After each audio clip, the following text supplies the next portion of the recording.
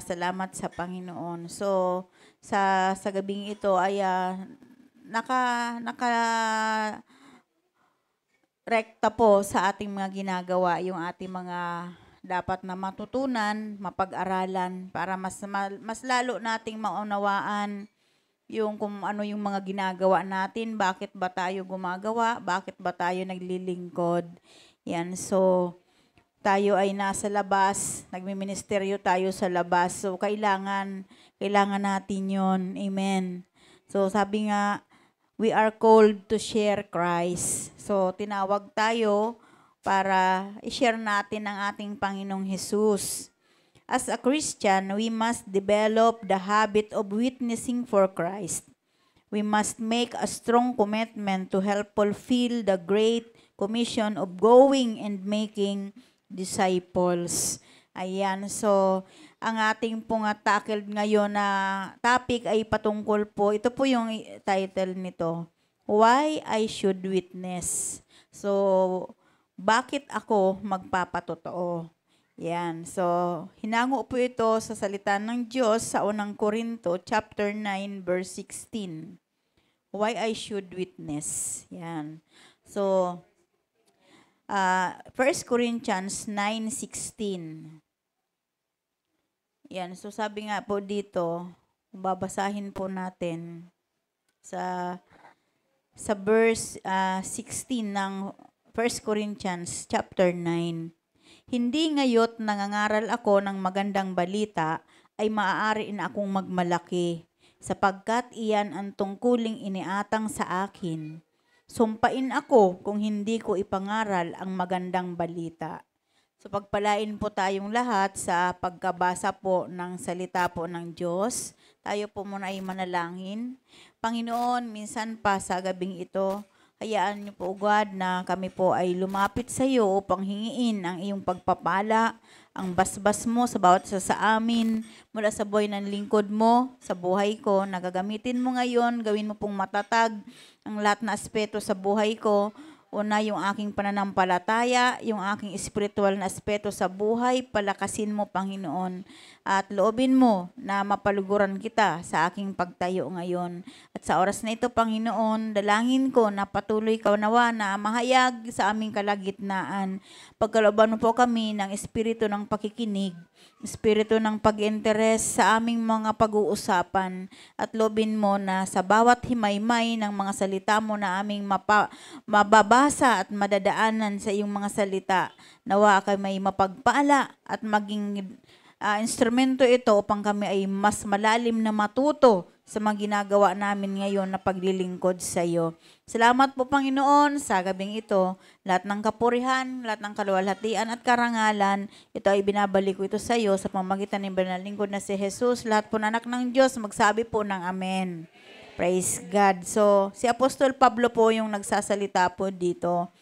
So, sabi niya, Yet when I preach the gospel, I cannot boast, for I am compelled to preach. Woe to me if I do not preach the gospel. So, sa kanyang pag-share ng salita ng Diyos, ay sabi nga niya, bakit daw siya magmamalaki?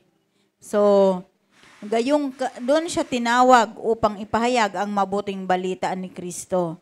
So, sa ating mga ginagawa ngayon, hindi sa nagmamalaki tayo, hindi natin ito pinagmamalaki na tayo ay mga marurunong na, di ba po? Bagkos, sabi nga katulad ni Paul, ginagawa natin ito because iniatang ito sa atin ng Panginoon. Amen. So, sabi nga, susumpain tayo kapag hindi natin i-share yung mabuting balita ni Kristo. Sabi po yan sa salita ng Diyos, basahin niyo pang unang Korinto chapter 9 verse 16. So, sa ating pong pag-aaral ngayon, ay kailangan po nating malaman na dapat tayong lahat ay ma-challenge tayo na i-commit natin yung buhay natin sa pagpapahayag ng mabuting balita ni Kristo. Kaya nga tayo nag-aaral na tayo ay matuto. We must discover biblical reasons why one should witness. So, base dito sa ating mga pagdadaanan na salita ng Diyos, makikita natin dito yung mga rason mula sa salita ng Panginoon kung bakit ang bawat isa sa atin ay kailangan magpatotoo. Amen po ba? Magpapatotoo tayong lahat. So sabi nga, bilang mga Kristiyano, bilang mga mananampalataya kay Kristo, lahat tayo ay tinawag upang ibahagi natin ang salita ng Diyos. At dapat nating ma-develop yung habit ng pagpapatotoo kay Kristo. Yan. So, saan man tayo pumunta, ano man ang ating gagawin, saan man tayo dalhin ng Panginoon yung ating mga panyapak, we must we must develop the habit of witnessing for Christ. We must make a strong commitment to help fulfill the great commission of going and making disciples. So, dapat daw po natin na palalimin, magkaroon tayo ng matatag na commitment upang makatulong na maisagawa yung great commission sa atin ng paghayo at paggawa na maging alagad ni Kristo. So yan, so tayong lahat ay tinatawagan ngayon na magkaroon tayo ng strong commitment to fulfill the great commission of Christ of going and making disciples. So si Paul, sabi dito sa ating binasa, bakit siya magmalaki?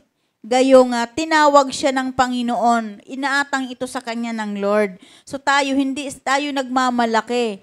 Kung witness man tayo ng Panginoon, hindi tayo sa nagmamalaki. Amen po ba? Bagkos tayo ay inatangan ng Panginoon na ibahagi yung mabuting balitaan ni Kristo sapagkat sabi nga ni Paul, susumpain siya kapag hindi niya ito na ipahayag. So kung si Paul, gano'n na lamang yung pagkatakot niya, na hindi siya makapagpahayag ng mabuting balitaan ni Kristo. Tayo kaya, takot ba tayo na hindi tayo makapagpahayag ng mabuting balitaan ni Kristo? Because sabi nga, we are called to share Christ. Yan. So dapat magkaroon din tayo ng pagkatakot na i-share natin yung mabuting balitaan ni Kristo. So sabi pa dito, what was Paul appointed to be through the gospel? So sabi sa 2 Timothy chapter 1 verse 11 to 12. Ano po ang sabi diyan? 2 Timothy. Sabi po diyan sa 11 hanggang 12. Dahil sa magandang balitang ito, ako'y ginawang mangangaral, apostol at guro. At iyan ang dahilan kaya ako nagdurusa ng ganito. Ngunit hindi ako nahihiya sapagkat lubos kong kilala ang aking sinasampalatayanan at natitiyak kong maiingatan niya hanggang sa wakas ang ipinagkatiwala ko sa kanya. Ayan, so 2 Timothy chapter 1 verse 11 hanggang 12. So, ano ang sabi ni Paul? Because of the gospel. So tayo din, di ba? Kasi kung hindi dahil sa mabuting balita, ano ba yung gagawin natin sa ating paghayo? Di ba po? So yan yung pinaka-reason kung bakit tayo humahayo. It's because of the gospel of Christ or yung magandang balita ni Kristo. We are called to go and make disciples. Amen po ba? So, ito din yung dahilan kung si Paul kaya siya nagdurusa. Pero sabi niya, pero hindi niya ito kinahiya sapagkat lubos niyang kilala ang sinasampalatayanan at natitiyak niyang maingatan niya hanggang sa wakas ang ipinagkatiwala sa kanya. Pinagkatiwala niya sa Lord. Di ba napakalinaw? Bakit tayo? Hindi tayo naging observer. So lahat po dapat na sumasama sa paghayo ay natututo po na magpahayag ng mabuting balita. Amen po ba? That's why we are empowered, we are teach para mapunuan tayo. Din disciple tayo para tayo ay makapagpahayag ng mabuting balita. So hindi tayo dapat nahihiya sa ganitong paghayo natin. Amen po. Ayan. So yun yung sabi ni Paul. So sabi nga, which activity did Paul invite Timothy to join in? Kung titingnan natin sa unahan sa verse 8 hanggang 9, ang sabi po dito, sa 2 Timothy, kaya't huwag kang mahihiyang magpatuto tungkol sa ating Panginoon at huwag mo rin akong ikahihiya na isang bilanggo alang-alang sa Kanya. Sa halip, makihati ka sa pagtitiis para sa magandang balita. Umasa ka sa kapangyarihan ng Diyos na nagligtas at tumawag sa atin para sa isang banal na gawain. So kumbaga nung nag-invite na si Paul, in-invite niya na si Timothy. So, kaya sabi niya kay Timothy, wag niyang ikahiya yung pagpapahayag ng mabuting balita ni Kristo. So tayo, wag natin itong ikahiya ang pagpapahayag ng mabuting balita ni Kristo. Sabi pa diyan sa Colossians chapter 1 verse 23. So, kanino daw po natin ipapahayag itong mabuting balita o itong word of God na lagi nating dala-dala? 'Di ba sa ating paghayo mayroon tayong mga sandata. Kanino ba dapat natin ito ipahayag? Sabi diyan sa Colossians chapter 1 verse 23. Sabi diyan, "This is the gospel that you heard and that has been proclaimed to every creature under heaven." Ano po ang sabi sa Tagalog? Natagpuan nyo na po. Pakibasa nga po. Colossians chapter 1 verse 23.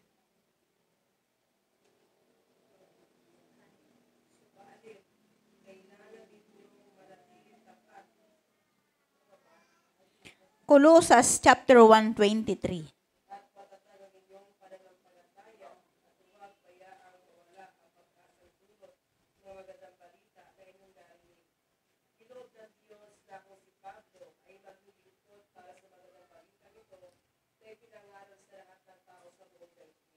Yan. So, yan. Sa English kasi maiksi lang yan. Yan. So, yan po. Doon po, sila po yung dapat na makarinig. Lahat ng tao. Sabi nga, dito kasi, every creature under heaven. Yan. So sa lahat ng tao, dapat na makabatid sila ng mabuting balita ni Kristo. Kaya nga, bilang tao, bilang mananampalataya kay Kristo na willing na magpahayag ng mabuting balita niya, dapat wala tayong magiging rason. Hindi tayo dapat nagrarason ng marami para makapag-evangelize. Kasi kailangan po natin i-share yung salita ng Panginoon sapagkat sabi nga, susumpain tayo ng Panginoon kapag hindi natin ito ginawa. Amen po? So lahat tayo, we are called to serve. Lahat tayo tinawag upang maglingkod. Amen po ba? Ayan. And as a person, we must always be motivated to share the gospel to everyone. So bilang mga mananampalataya kay Kristo or being a leader na tayo, di ba? We must be always motivated. So dapat patuloy tayong napapatatag na pahayag ng mabuting balita sa lahat ng tao. Sabi nga, lalo na sa ating pamilya, sa ating mga kaibigan. Samantala, bilang isang mayroong malalim na burden para ipahayag yung mabuting balita ni Kristo, may mga rason. At sabi nga, mayroong reason kung bakit laging pinapaalalahanan kung bakit napakahalaga na maipahayag itong mabuting balita ni Kristo. So, sabi nga, isipin natin lagi, sabi nga, as a leader or as a Christian na mayroong malalim na burden para maipahayag ang mabuting balita ni Kristo. Ito yung mga rason kung bakit lagi nating naaalala kung gaano kahalaga ang pagpapahayag ng mabuting balita kay Kristo, lalo na po sa ating pamilya at mga kaibigan. Sabi nga, isipin daw po natin ang isang tao na hiwalay sa Diyos sa pamamagitan ng kasalanan. Or think that man is separated from God by sin. So, isipin natin, so ilagay natin yung ating kaisipan, i-visualize natin ang isang tao na hiwalay sa Diyos dahil sa kanyang kasalanan. Sabi po diyan sa 1 John 4, verse 14, unang Juan, chapter 4, verse 14, "And we have seen and testify that the Father has sent His Son to be the Savior of the world." So, sabi nga, nakita po natin at pinapatutuo natin na ang kanyang amang nasa langit ay isinugo yung kanyang kaisa-isang anak bilang tagapagligtas ng buong mundo. 1 John 4:14. So, because man is always short of the standard of God, he would keep on sinning without acknowledging his rebellion before God, deeper into sin and farther away from God. So sabi nga, dahil daw ang isang tao ay laging hindi makaabot sa standard ng Panginoon. Bakit ang isang tao ay hindi niya naaabot kumbaga yung kota ng Lord para makalapit siya sa Panginoon? So ang rason ay patuloy siyang nagkakasala at hindi niya ina-acknowledge na siya'y nagre-rebelde sa Panginoon. So, palalim siya ng palalim sa kasalanan at palayo ng palayo sa Panginoon. Di ba po? Yun naman talagang katotohanan eh. Ang tao na hindi nakakaabot sa standard ng Lord ay patuloy siyang nagkakasala. Sa kanyang pagkakasala, hindi niya kinikilala na siya pala, hindi niya alam na siya pala ay nagre-rebelde na sa Diyos. Sabi nga habang siya ay palalim ng palalim sa kasalanan, patuloy naman siyang palayo ng palayo sa Diyos. Amen po ba? Kaya alam niyo po, nakakaawa po itong mga backslider. Kasi mayroon na silang alam. May alam na sila sa salita ng Diyos, pero hindi nila kinikilala na yung kanilang paglayo sa Diyos ay pagre-rebelde nila sa Diyos. Amen po ba? Kaya nakakahabag yung mga backslider ang puso. So, sabi nga, habang sila'y palalim na palalim sa kasalanan, patuloy naman silang palayo ng palayo sa Diyos. Amen. Ganon po. Kaya kung titingnan natin, kaya nga sabi nga, we must think a man is separated from God by sin. So, isipin natin ang isang tao na rebelde ang puso, na backslider ang puso, na habang siya'y gumagawa ng kasalanan, habang nandun siya sa kasalanan, hindi niya kinikilala na siya'y rebelde. Hello? Habang nagkukomit siya ng kasalanan, hindi niya in-acknowledge na yung kanyang ginagawa ay pagre-rebelde sa Panginoon. Kaya nga, sabi nga, habang palalim ng palalim siya sa kasalanan, patuloy naman siyang palayo ng palayo sa Diyos. So, i-quote niyo po yung word na yan. Kasi pwede natin yung gawing paalala sa kanila. Amen? Hello? Habang palalim siya sa paggawa ng kasalanan, patuloy siyang lumalayo sa Diyos. Kaya ang tendency, kapag yung pag-time na gusto niyang bumalik, nahihirapan siyang bumalik. Bakit? Hindi niya na alam kung saan siya mag-uumpisa. Amen po ba? Hindi na, kumbaga, ang isang tao na nagre-rebelde at hindi niya kinikilala na siya ay nagre-rebelde sa Panginoon, at lumalalim siya ng lumalalim sa kasalanan, palayo naman siya ng palayo sa Diyos. So, hindi niya nakikita yun. Kaya nga, kung nauunawaan, sabi nga, if we really understood man's condition without God, so, tayo, naunawaan natin kung ano yung kalagayan ng isang tao na walang Diyos. Amen po ba? How does this truth affect the way we look to those who are separated from God by sin? So paano daw ba ito nakakaapekto sa ating paningin? Doon sa mga backslider in heart, sa mga nandun sa kasalanan, doon sa mga nakahiwalay dahil sa kasalanan. So, paano ba tayo nito mga paapektuhan? Apektado ba tayo? Kaya nga, di ba, nandun nga yung ating kalungkutan eh.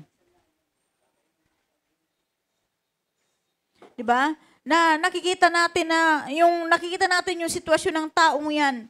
Hindi tayo natutuwa dahil, ay nako, backslider yan pero mayaman na. Hindi tayo dapat matuwa sa kanyang pagyaman. Amen po? Dahil ang dapat natin natitingnan na habang siya'y lumalayo't lumalalim sa kasalanan, palayo naman siya ng palayo sa Diyos. Ganyan minsan sa tayo, di ba? Kapag wala pa tayong ibang nasasandigan, wala tayong may pagmamalaki sa mundong ito, lumalapit tayo sa Panginoon. Kaya nga nagkakaroon ng backsliding heart, di ba? Ang backslider, nagpasimula sila sa malalim na paglapit sa Diyos. Amen. Hanggang sa sila ay nakabuelo. Yan, nakabuelo sila na matempt sila na mag-back forward. Kumbaga, magtalikod sa Panginoon dahil sa isang katawagan or sa mga wrong purposes ng buhay. Kasi tayo dapat, lumalalim tayo, dapat alam natin yung layunin ng buhay natin. Bakit ba tayo lumalalim sa paglilingkod? It's because we all know the purpose of God para sa atin. We are called to serve. Kaya tinawag tayo upang maglingkod. Kaya wag na tayo lagi nagpasubali. Hindi kasi ako paglingkod, hindi kasi ako makapag-share ng salita ng Diyos kasi ganito, ganyan. Sabi nga, yung mga reason natin na yan, hindi yan titingnan ng Panginoon. Kasi Paul nga, sobrang takot siya eh. So bakit daw niya ikakahiya na ipatutuo niya ang pagpapayag ng mabuting balita ni Kristo? Gayong doon siya, inatang sa kanya ng Panginoon na ipahayag niya yun. Amen? At sabi niya, susumpain ako nang nagbigay nito sa akin. Sino bang nagbigay kay Paul? Di ba ang Panginoon?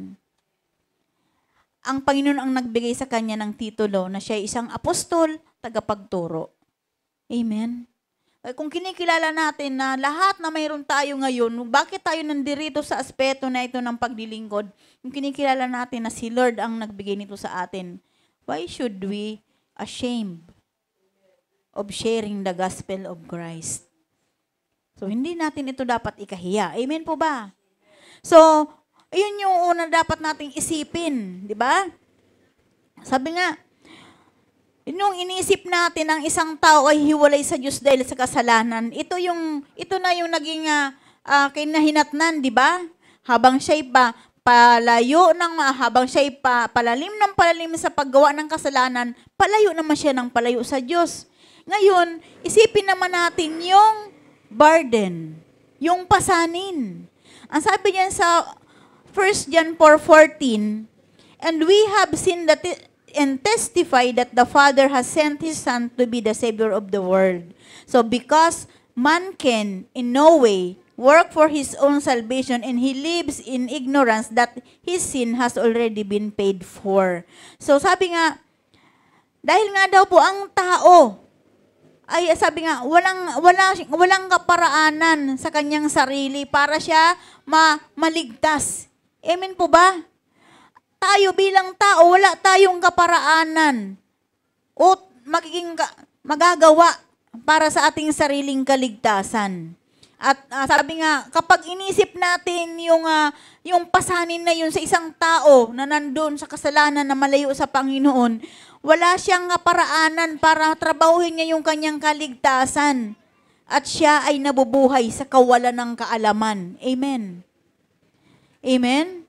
Nabubuhay ang isang tao doon sa mga wala kay Kristo. Nabubuhay sila sa kawalan ng kaalaman na yung kanilang kasalanan ay nabayaran na ng ating Panginoon.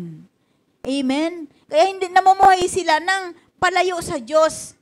Dahil hindi nila alam na yung ginawa ng Panginoon sa krus ng Kalbaryo, ayun na yung kabayaran ng kasalanan nating lahat. So hindi nila, out of ignorance. Amen? Kaya nga sabi nga, sa pamamagitan ng kawalan ng malay, maraming mapapahamak. So wala silang alam na yung kasalanan ay binayaran na ng Panginoon. Amen? Kaya wala silang magagawa, hindi nila pwedeng trabahuin yung kanilang kaligtasan kasi wala silang kaalam-alam na matagal ng bayad ng Panginoong Hesukristo yung kanyang kasalanan. Amen? Gawa pa rin siya ng gawa. Amen po? Maliban ang taong yan lumapit sa Panginoon, magpakumbaba at ipahayag ang kanyang kasalanan at tanggapin ang ating Panginoon bilang sariling tagapagligtas, mawawalan yung kanilang kawalang kamalayan na yung kanyang kasalanan ay matagal nang binayaran doon sa krus ng Kalbaryo. Nakikita nyo ba? Nagkakaroon ba kayo ng kaliwanagan sa inyong kaisipan yung mga ginagawa natin sa labas? Kung gaano kahalaga? Na-enlighten po ba tayo? Yan, kaya alam niyo po ba na hindi po pag kayo po nandiyan, nagpapahayag kayo ng mabuting balita sa Panginoon diyan sa labas, ay hindi nyo alam kung gaano kahalaga, kung gaano kalaki yung inyong mga pinapapel. Amen? Yung inyong mga pinapapilan. Maging si Paul, takot siya. Kapag hindi niya naipahayag yung mabuting balita, kaya dapat mag-aral tayo para mayroon tayong lakas ng loob na ipahayag natin yung mabuting balita, maipatotoo natin yung ginawa ng Panginoon sa buhay natin. Amen. Alam niyo po ba, kapag tayo empowered, hindi natin alam, mayroong mga tao na magpapatotoo para sa atin. Amen? Naranasan niyo ba yan? Yung mayroong taon ako ganito, dati si Sister Wilma, hindi naman ganyan ang buhay niyan. Pero ngayon, ganyan na siya. So, ibig sabihin, mayroong nagtitestify sa'yo sa labas without our knowing. Kasi mayroong kang lakas ng loob na itestify mo ang ginawa sa'yo ng Panginoong Jesucristo. Sinishare mo yung Word of God. Kaya si Paul, takot siya. Sabi niya, hindi ko dapat ito kahiya, wala dapat ako ipagmalaki. Kasi inaatang sa akin ang gawaing ito. Amen? Ganun naman. Tayong lahat tinawag upang maglingkod. Amen po ba? Hello? At pangatlo na dapat nating isipin, we must think responsibility. So, mag-isip tayo na isa itong responsibilidad. Ano ang sabi? Sa 4:14 pa rin ang first dyan. We have seen and testified that the Father has sent His Son to be the Savior of the world. So nakita natin at ipinatutuot natin. Sabi nga na ang kanyang amang nasa langit ay isinugo ang Panginoong Jesucristo para maging tagapagligtas ng buong mundo. Nakita natin yun. So may responsibilidad, di ba? Because God commanded us to go and make disciples, God would hold us accountable for our disobedience and for our negligence. Ayan. So, anong sabi? Dahil daw po sa tayo ay we are commanded to go and make disciples. Yan. Di ba? God would hold us accountable for our disobedience. So, ibig sabihin, ang Panginoon ay mayroon siya nga ini-expect sa atin. At mayroon din siyang gagawin para sa atin sa hindi natin pagsunod at sa hindi natin pagpansin sa pagkatawag niya sa atin. Yan yung responsibilidad na hindi natin nakikita. Amen? May kakayanan si Lord na bigyan tayo ng parusa sa hindi natin pagtupad sa ating responsibilidad na iniatang sa atin. Sabi nga, we are commanded to go and make disciples. Amen po ba? Hello? So, sabi dito, ano daw po, sabi dito, what do you do to lead people to know Christ? So, ano ba yung dapat nating gawin para may lead natin ang tao para makilala kay Kristo? Di ba yung ginagawa natin, yun na yun. Yan, yun na yung ginagawa natin. Has your burden for lost souls deepened? So, yung atin daw po bang burden, yung atin daw po bang pasanin sa mga nawawalang kaluluwa ay lumalalim. Malalim po ba? So, tayo lamang yung magkaka-explain yan kung ano yung nararamdaman natin doon sa mga kaluluwa na gusto nating ma-win. Amen po ba? Do we take personal responsibility in leading them to God? So, mayroon daw po ba tayong ginagawang responsibilidad para sila madala sa Panginoon? Yun na nga yung way natin, yun na yung instruction, di ba? Yun yung ginagawa natin, kaya tayo humahayo. Yun yung ating paraan para maganapan natin yung responsibilidad natin na madala natin sila sa ating Panginoon. And then, we must think of the Father in heaven. So, isipin natin na ang ating amang nasa langit.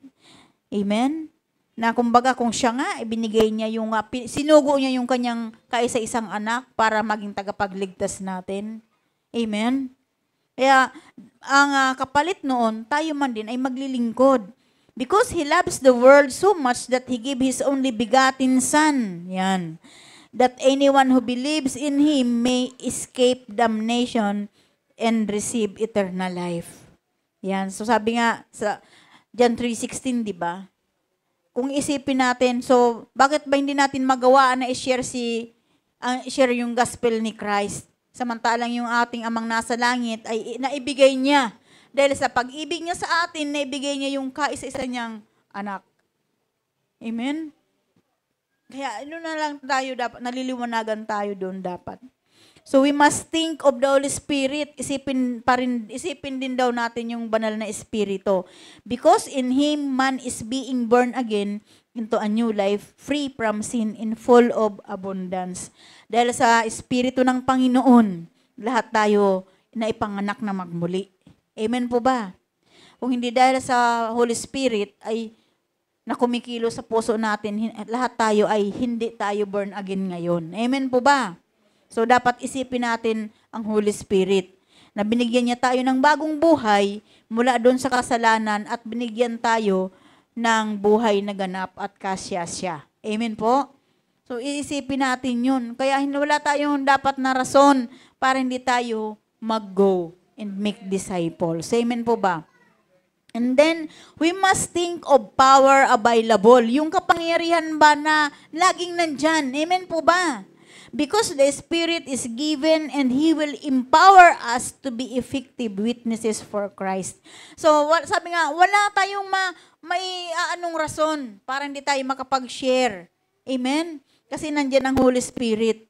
Binigay sa atin para tayo ay palakasin, para maging epektibo tayong tagapangaral ng gospel. Amen? So, wala tayong magiging rason. Kaya nga, minsan, natatakot tayo, kinakabahan tayo. Huwag kayong kabahan, ganun talaga ang buhay para ka matuto. Patuloy tayo na magpagamit sa Panginoon. Amen. So, isipin din natin ang krus. Yan, di ba? Sabi nga, dahil nga sa ibinigay ng Panginoon yung kanyang kaisa-isang anak, at sabi nga, maraming napapahamak na tao, lumalalim sila sa kasalanan at patuloy na lalayo sa Diyos dahil hindi nila alam na matagal na, 2,000 years ago, ay binigay na ng Panginoon yung kanyang kaisa-isang anak para tayo ay tubusin sa ating mga kasalanan. Amen po ba? Ayan. So, isipin natin yung krus. Because of its Christ died and offered His life so that heaven may be available for those who would put their trust in Him. Ayan. So, dahil po kay Kristo na namatay, na inoffer niya yung kanyang buhay. Amen. Sabi nga, para daw doon po sa langit ay maging available na sino man. Sabi nga, tayo makarating doon sa langit na ang sino mang magtiwala sa Kanya ay magkakaroon ng buhay. Amen po? We must think of Christ because He loved us deeply and He longs to see every lost sheep found in the prodigal son return to the loving Father in heaven. Marami tayong dapat isipin. Amen. Wala pa diyan yung hindi pa kasama dito yung isipin natin na si Lord nagbigay sa atin ng kagalingan. Amen po ba? Nagbigay sa atin ng kalayaan. Isipin din natin yung compassion ng ating Panginoon. Amen. Yung passion sa atin ng Panginoon. Sabi nga, because Christ only desire in coming to earth as a man is to reconcile man with God. He sets aside heavenly glory for the cause of bridging man to God. So sabi nga, dahil nga walang ibang pagnanasa, walang ibang ninasa ang ating Panginoon sa kanyang pagparito sa mundo bilang isang tao upang tayo ay mapanumbalik o ma-reconcile ang tao sa Diyos. Amen po ba? Kumbaga, isinet apart ng ating Panginoon yung kaluwalhatian ng Diyos para mawala yung harang ng tao at ng Diyos. Mayroon kasing bara, di ba? Nawala yun. Dahil nga doon sa pagnanasa niya na nagkatawang tao siya para ma-reconcile tayo between man and God. Dati kasi, hindi natin alam kung paano tayo makipagkasundo sa Diyos. Sa pamamagitan ng pagkatawang tao ng ating Panginoon Kristo, pagparito dito sa lupa, siya yung way, siya yung paraan para ma-reconcile tayo, para yung reconciliation, panumbalik tayo sa Panginoon. It's because of Jesus Christ. So napakahalaga ng papel ni Jesus. Kaya wala tayong rason para hindi natin siya ma-share. Amen po ba? We must think again of Christ's abiding presence. So isipin pa rin daw po natin yung kanyang presensya na laging nandyan sa atin, di ba? Because He said He will be with us to the end of the age, di ba? Dahil sa kanyang pangako sa atin na siya'y sa atin hanggang sa katapusan ng mundo. Di ba? Isipin natin yun. Kaya walang ibang rason na hindi natin may i-share ang gospel ng ating Panginoon. Amen po ba? At isipin pa rin natin yung abundant life, yung buhay na kasiyasya na ipinangako sa atin ng Panginoon. Because every man who comes to know Christ receive the fullness of life that God has planned from eternity past. Diba? Sabi nga, bawat tao na makakilala sa ating Panginoon ay tatanggap ng buhay na ganap, ng buhay na kasiyasya, na yun talaga yung plano ng Diyos para sa ating buhay na walang hanggan. Amen? So, lagi nating isipin yun.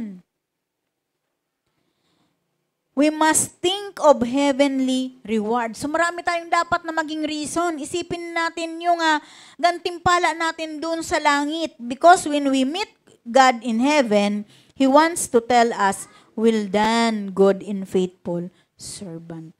So, kapag hindi ka nag-share, kapag hindi ka nag-go and hindi ka nag-make disciples, hindi mo maririnig itong sasabihin sa'yo ng Panginoon, well done, good and faithful servant. Kaya, yun yung, isipin na lang natin. Huwag tayong titingin dun sa sitwasyon natin. Isipin natin, marami tayong dapat isipin para sa maipahayag natin ang mabuting balita ni Kristo. We must think also of eternal destiny, yung buhay na walang hanggan, yung kahinat na natin sa ating paglilingkod, yung bunga ng ating paglilingkod, buhay na walang hanggan. Because there are only two destinations that awaits man. Dalawa lamang daw po na patutunguhan na naghihintay sa tao. Eternal separation from God or eternal life with Him. Yung pagkahiwalay sa Diyos at yung kasama siya. So, pipiliin natin yung makasama natin ang Panginoon sa buhay na walang hanggan. Huwag nating hayaan na mapunta tayo doon sa pagkahiwalay sa Panginoon ng walang hanggang pagkahiwalay. Amen po ba? Isipin natin yung kasama natin si Lord. Kaya wala tayong dapat may pagmalaki sa pagpapahayag ng mabuting balita ni Kristo, katulad ni Paul.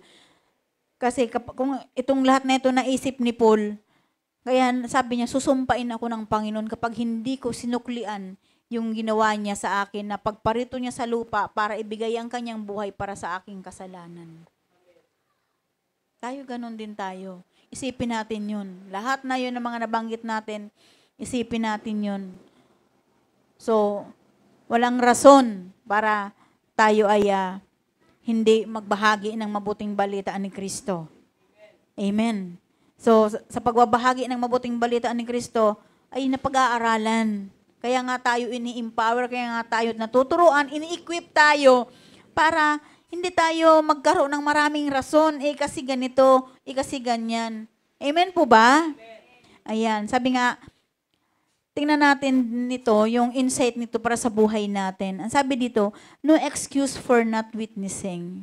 So, ibig sabihin, wala daw pong excuse sa hindi pagpapahayag hindi pagpapatotoo. Amen? We don't have any excuse not to witness. Sabi dito, you may have considered that we are inadequate and limited, but God promised to be with you, to be with us. And there is the promise that the Holy Spirit will go and clothe us with His power. We have all the reasons to share Christ, full of His love and filled with His power. So marami tayong rason para maibahagi natin ang gospel ng ating Panginoon na punong-puno ng kanyang pag-ibig at punong-puno ng kanyang kapangyarihan. Make witnessing a high priority. So, i-priority po natin yung ating pag-evangelize. Amen po ba? Christ endured death so that men might live. This is how important a soul is to God. So, kung si Jesus Christ, kumbaga, napagtagumpayan niya yung kamatayan para lamang mabuhay ang tao. Amen po ba? Para tayo mabuhay kasi tayo patay tayo dahil sa kasalanan. Pero dahil doon sa ginawa ng amang nasa langit, na ibinigay niyong kaisa-isa niyang anak, na pinarusahan sa krus, namatay, at muling nabuhay, tayo rin ay nabuhay na kasama ng Panginoon sa kanyang muling pagkabuhay. Kaya tayo nandirito gumagalaw para mas maraming madala. Sabi nga marami pang mga nawawalang kaluluwa. Hinahahanapin pa yan sa atin ng Panginoon. Amen. Sabi nga, darating siya kapag naipahayag na lahat yung gospel, tayo hanggang binyan pa lang tayo. Kung mayroon man sa mga lugar-lugar, paraan na rin yan. So, dapat masaturate din natin yun. So, mayroon na rin tayo sa mga, dahil through online, di ba, mayroon na rin tayo. Pero hindi pa yun sapat. So, hindi pa darating si Lord. Amen? Hindi pa nga nakakarating si Sister Wilma doon sa London. Saan ba si Sister Weng? Yung kapatid niyo, di ba? Sa Norway, di ba? Sa London yun. Kaya, so, ibig sabihin, marami pang hindi naaabot ng salita ng Diyos. So, marami pa tayong pagkakataon. Amen. Kaya nga, alam niyo po ba, kahit na mamaga ang tuhod ko, talaga nga, sinisikap ko na maitayo ito para kay Lord. Kasi parang sayang ng pagkakataon. Amen. Kasi kumbaga, hinahanapan natin ng ma-empowered tayong lahat kung bakit kayo nandyan lumalabas, nag-evangelize para matuto na magkaroon tayo ng enlightenment sa ating mga kaisipan kung bakit natin ginagawa iyan. Hindi dahil sa naging observer lang tayo sa isang lugar, hindi naman tayo mga, anong tawag doon, mga yung agent na nagmamanman. Amen po. Oh, yan. So, hindi daw turista. Totoo naman, hindi naman tayo turista para lang pumunta doon sa gitna ng kainitan. Amen? Kaya, salamat sa Panginoon sa buhay ng ating mga magigiting na evangelizer. Yan. So, kaya, para makaisa ka doon sa evangelization, dapat, yun talaga, sikapin natin mag-aral para ma-share natin ang gospel. Tularan natin si Paul, sabi niya, kung hindi niya maipangaral yung gospel ng Lord, hindi niya maipatotoo yung ginawa ng Panginoon sa kanyang buhay, baka sumpain siya ng Diyos. Kasi ang Diyos ang nag-atang sa kanya ng tungkulin para gawin niya on. So sa atin din, tayo din si Lord din yung tumawag sa atin para gumawa, para maglingkod. Amen po ba? Kaya matakot tayo doon sa marami tayong dapat na isaalang-alang para maibahagi natin ang salita ng Diyos. If yung reason natin, mga personal na reason, walang kinalaman si Lord doon. Basta inaatangan niya tayo na gawin natin yung kanyang kalooban. Amen? Sabi nga, we'll do our part and let God do His part. So, yung bahagi ng Lord, siya na yung gagawa. Di natin alam, di ba, sa ating paglingkod, di ba, yung pamilya natin naliligtas. Hindi nila alam, di ba, nagkakaroon ng kaligtasan. Ayan, kaya salamat sa Panginoon kasi maraming benepisyo sa ating paglilingkod sa Kanya. So, lagi nating tatandaan na si Lord lagi ang ating pinaglilingkuran. Amen. So, sabi dito, Christ endured death so that men might live. This is how important a soul is to God. So, kumbaga, kahit na yung kamatayan, talagang in-experience talaga ng Panginoon para mabuhay lamang tayong mga tao. Sabi nga niya, this is how important a soul is to God. Ganun daw ka-importante ang kaluluwa sa Panginoon. Amen. Kahit nakamatayan, pinagtagumpayan niya yon para lamang tayo mabuhay. Kung hindi si Lord nakapanagumpay doon sa krus ng Kalbaryo, wala din tayo. Tandaan po natin yan. After experiencing God's power to forgive and change lives, we fully understand now how valuable a lost person is.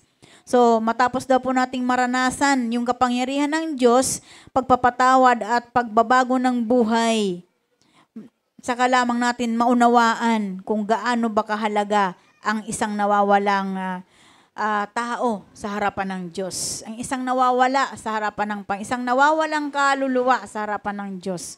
Amen po. So, sharing Christ is the least that we can do as gratitude for what God has done in us, the best reflection of our love for the unsaved. So, yung pagpapahayag natin ng mabuting balita, pag-i-evangelize natin, ito yung magagawa natin bilang isang pasasalamat sa kung ano yung ginawa sa atin ng Panginoon. Sabi nga, isa ding dakila na reflection ba ng ating yung pagpapakita ng ating pagmamahal doon sa mga hindi paligtas. Amen po? May naunawaan po ba tayo? Nag-reflect po ba yan doon sa ating mga ginagawa ngayon sa labas? Manaliwanagan po ba tayo? Na hindi lang tayo lumalabas para na nagpapalibre ba ng oras sa bahay natin dahil sa mga persecution, ginagawa natin ito upang matagumpayan natin yung mga persecution. Hindi tayo nag-i-excuse. Amen po? Kaya alam niyo po ba, malaki po yung bahagi natin sa isang sa ministry. Bahagi na sukat ikaliligtas ng bawat pamilya natin. So, hindi nila ito alam. Kaya dapat na nating ipaalam. Kuhanin niyo yung verse na sinabi ni Paul na hindi niya ipinagmalaki. Sa kanyang pagpapahayag ng mabuting balita, hindi niya yun pinagmamalaki.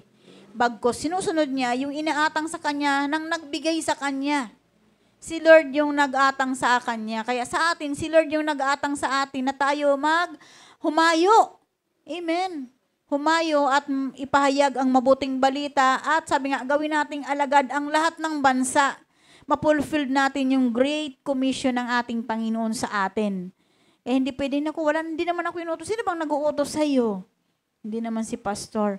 Kaya patuloy tayo na stick to the Bible. Basahin natin kung ano yung mga instruction ng Biblia. Sundin natin yon at tayo ang magbibenepisyo nun. Amen po ba?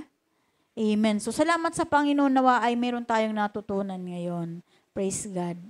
For His words na maraming salita, lalo na yung laging hinahalimbawa. Di ba yung 1 John 1:14, di ba? Lahat yan, marami kang maiisip na mga ginawa ng Panginoon doon sa krus para sukat na sabi nga, as a gratitude na ibalik natin yung pasasalamat dahil sa ginawa ng ating Panginoon Jesucristo doon sa krus ng Kalbaryo. Amen. So, salamat sa Panginoon at tayo ay manalangin. Salamat po, Ama, sa gabing ito for enlighten us. Salamat po, Panginoon, na marami kaming natutunan. Katulad ni Paul, wala kaming dapat maipagmalaki, kundi ang sundin namin yung inaatang mong gawain para sa amin to fulfill your great commission for us that we need to go and making disciples. Salamat po, Panginoon, sa pagkakataong ito. Nawa ay napaluguran ka namin, masusunod ka namin ayon sa pagkatawag mo sa aming lahat. Salamat po, Ama.